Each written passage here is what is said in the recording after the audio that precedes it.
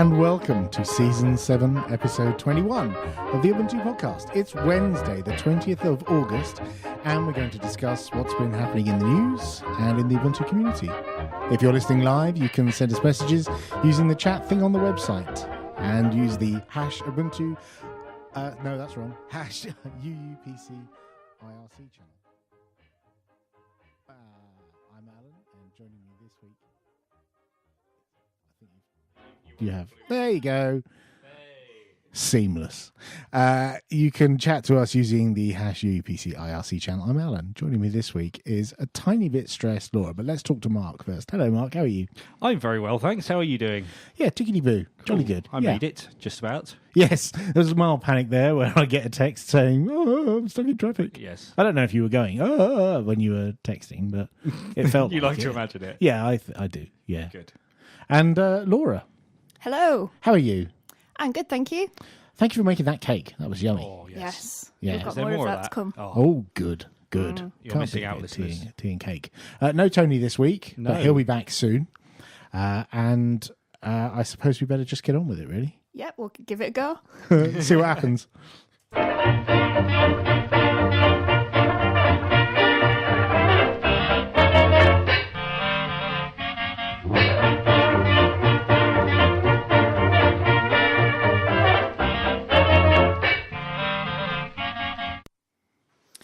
So, details of an HP laptop have been revealed by Mobile Geeks in Germany, with the modest specs including fixed 2GB of RAM, a gig of AMD CPU, and 14-inch 1366 by 768 display. It's been dubbed by some as the Chromebook Killer, and it ships with Windows 8.1. Huh? Yeah, Why are we talking about this? because it's cheap. And you know how we were talking previously about Chromebooks and how they're super cheap machines, and you know, for a couple of $100 you can get something that runs Chrome. Well, okay, this is a couple of $100 and runs Windows, so you know it's also proprietary and horrible. Yeah. But you know, you could potentially wipe it and run something else on there. With it's got 2 gigs of RAM, which is not huge, and it's not replaceable. You can't upgrade it. Okay. Which is a bit of a shame. Yeah. But you could probably run a lightweight distro on there. Yeah. And it's got either 32 or 64 gig of SSD, which is plenty for a little, like, you know, small laptop for a bit of web stuff if you don't want to tie yourself to Chrome. Cool. So, I mean, in terms of running Ubuntu on it, would it run a full-fledged Ubuntu with Unity? It probably would. I mean, it's a 1 gigahertz AMD CPU. Right. That will scale up to 1.6. So it's not the fastest thing in the world. It might be a bit sluggish.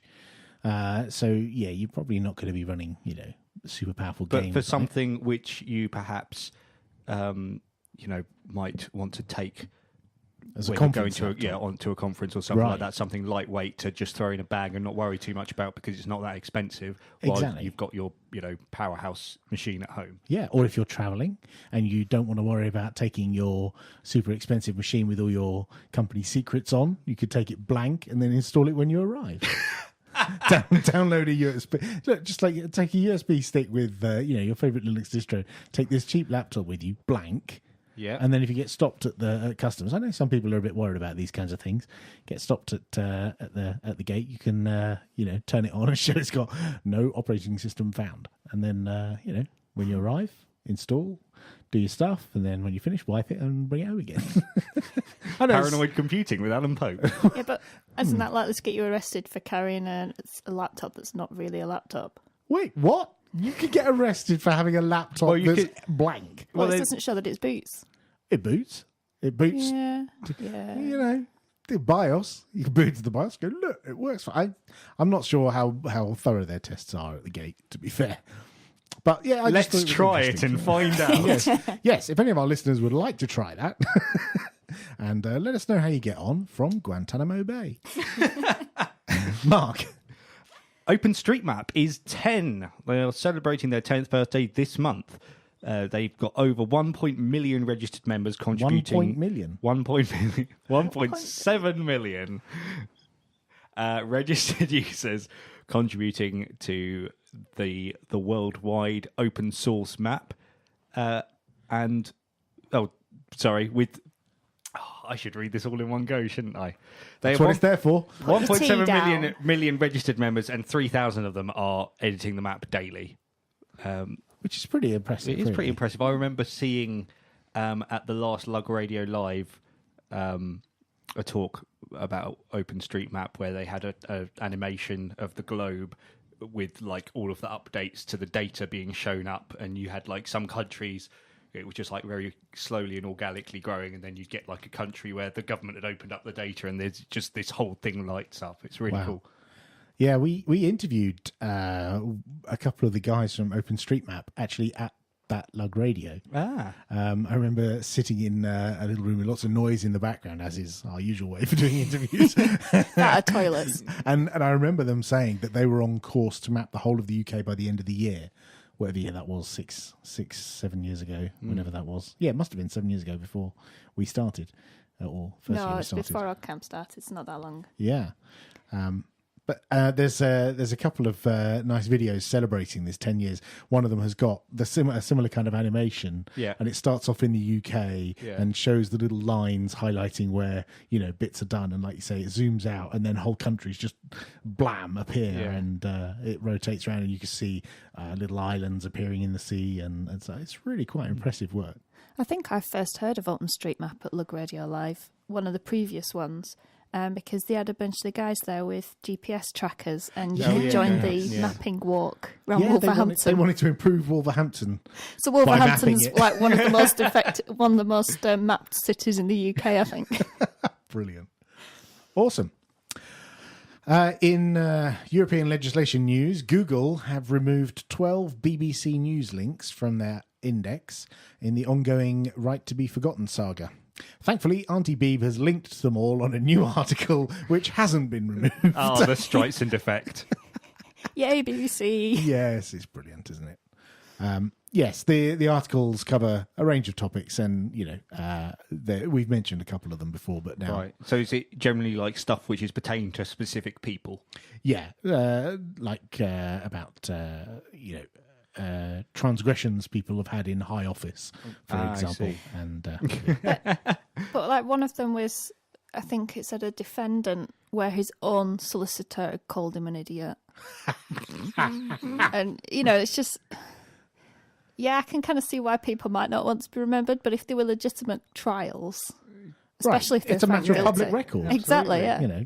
It's like going back and cutting out parts of the newspapers from the past, or editing them and reprinting them. 1984 all over again. It is. I've seen some books in the University of Salamanca library which were censored by the Spanish Inquisition, and they do literally have bits cut out of them and pages just sort of scribbled all over. Wow. Yeah, because they talk about, gravity and the Earth not being the centre of the universe. Frightening that, we look back at that and think, aren't they crazy? And now we're doing pretty much exactly the same thing. Yeah. Ridiculous. Laura.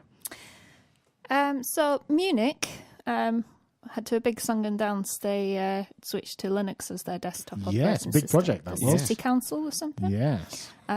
Now they're rumoured to be moving back to Windows if their recommendations go that way.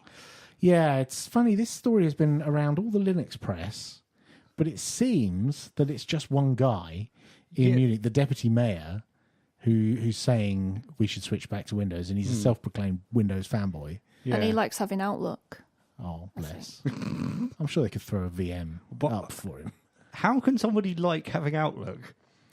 Well, No, I don't. Well, I've got Outlook. It's horrible. What's the alternative? If you say Gmail, what's the alternative that's not Outlook? Well, I met someone the other day who Colab. said that she actually, now she's using Outlook for her work, she actually misses Lotus Notes. Wow. She should seek help. Yeah, well, I can't comment on that, but... So, I think we need to keep an eye on this story because it seems to be, it's doing the rounds. And, there's not a lot of real facts to back this up other than one guy saying he likes Windows. And the head of IT didn't seem to know anything about it being a problem. Right. I think some of this said they thought it was a bit expensive because they had to do custom programming and stuff, and they had increased numbers of help tickets. But the IT guy said, well, we'd expect increased numbers of help tickets. So. Right. Keep an eye on that one. Robert O'Callaghan, who describes himself as Christian, repatriate, Kiwi, and Mozilla hacker, has blogged about people moving from Firefox to Chrome, warning them that if they don't support Firefox now, they'll miss it later. Right. Well, so this is you shouldn't turn away from us because when we disappear, who's going to be the open web? Right. You're going to have Chrome and Blink as the one true browser with people developing specifically for that browser. And if you want to develop something else, then it's going to be like, IE 5 and 6 all over again. So Chrome is the new Internet Explorer. Use it or lose it. Yeah. You said it, not me. I can kind of sympathise when you become, they've gone from a position of some superiority in the open source world, and they had a lot of mind share in terms of Firefox. And Chrome came along, and just like we mentioned last time, Chrome have come along and eaten the Linux desktop lunch with their Chromebooks, and now they're eating Mozilla's browser lunch. Yep, it's very sad. I can see why why they say this, and well, this is I have carried on using Firefox all this time for pretty much this reason, because I know that Mozilla's goals behind having a browser are much more in tune with my sort of views on what I want to see in the web than Google's. Right. Yeah, I can understand that. But why are people switching to Chrome? What's the thing, other than the fact that you get a pop up in when you go to google.com that says you should use Chrome, and click this button and they make it very easy for you to switch away from Internet Explorer or indeed Firefox to Chrome. Yeah. What's the driving reason why people go to Chrome? I was just about to say having things like your Google account, which can then sync with Chrome on your mobile device, but then Firefox can do that just as well. But I suppose Chrome ships by default. That's the thing. On mobile it devices. ships by default on mobile devices, and its default sort of configuration is that it prompts you to log in and use your Google account while you're browsing, so that it can do all this. Whereas in Firefox, you've got to do that as a setup step. Yeah, and I've never yet done it on Mozilla, whereas I've done it on. Yeah, I didn't even know you could do it on Firefox. It's in the edit preferences under one of the tabs. Right where you'd expect. Not in a thing that smacks me in the face as soon as I open Firefox. No. Right. Now, that's where you're going wrong, you see. Someone should fix that. In other news, Linux Weekly news writer Jonathan Corbett has gently vented about his recent frustration with GNOME Shell, which triggered responses from a number of prominent Linux and GNOME developers. Ooh. So he posted this on Google+. I think it was just before he was traveling, or as he was traveling to an event, a Linux hacker event that he was going to cover. And I think he was in the middle of typing, probably a presentation or something, and got smacked in the face with a GNOME dialogue that basically said, "You need to log out now," and he didn't get an opportunity to save his work. Which is apparently what happens when GNOME Settings Daemon crashes. GNOME Settings Daemon, when that dies, that can be a horrible. I mean, the worst I've ever seen is just the UI turns into Windows 3.11 because all the decorations go away. Yeah. I've never experienced this kind of problem that he's had, but he got a number of comments on Google Plus from people saying, I've seen that, and this is frustrating, and it was telling that there were some responses from members of the GNOME development community saying, look, we know that's a problem. Yeah, you're right. That needs fixing, and then further discussions about how much usability testing had been done on GNOME, and it seems not an awful lot recently. Right. There was some, back in the day, but it seems not a lot recently. When you say back in the day, do you mean back in the GNOME 2 day, or do you mean when they were designing GNOME 3? Well, I think, a long time ago. Right. Yeah, in the Sun days. Yeah. So, it was an interesting thread. I mean, it's yet another example of just one guy who has a problem, but it's interesting that all these, fairly prominent people pop up and say, yep, that is rubbish and that should be fixed. So. Just a note back to our Google Chrome discussion just now. I've just noticed an alert at the top of my Google Doc I'm looking at that says, you're using a version of Firefox which is unsupported. Some features may not work correctly. Please update your browser or try Google Chrome. Yeah. Someone Nice. Someone filed a bug today, I think, in Launchpad about the Ubuntu version of Firefox, which is what you're running there. Ah, yes. So, yes, that's another reason why people run Chrome. Yes, moving on. How To Geek are running an article suggesting the Windows Phone Store may not be full of carefully curated high-quality software. In a piece titled, "The Windows Store is a cesspool of scams, why doesn't Microsoft care?" Nice. They pull no punches in detailing what developers are submitting to the Windows Phone Store. I kind of feel their pain to some degree. But, on a much smaller scale. Are you saying that the Ubuntu Phone Store is a cesspool full of scams? I'm absolutely not saying that. No.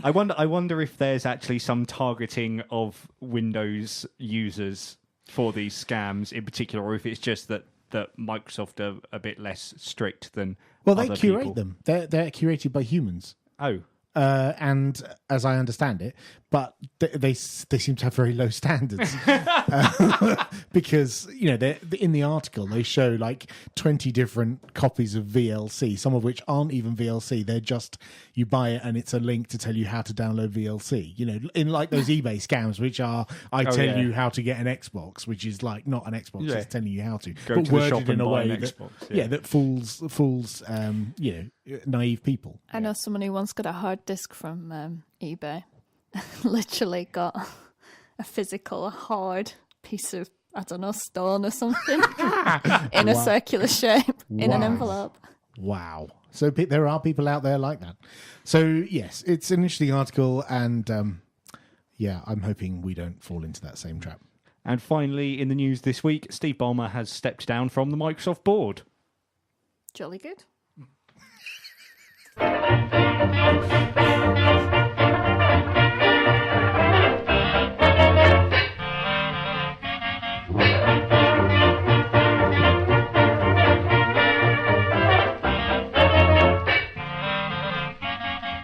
And now it's time for some community news. And our first community news is actually more of a community event.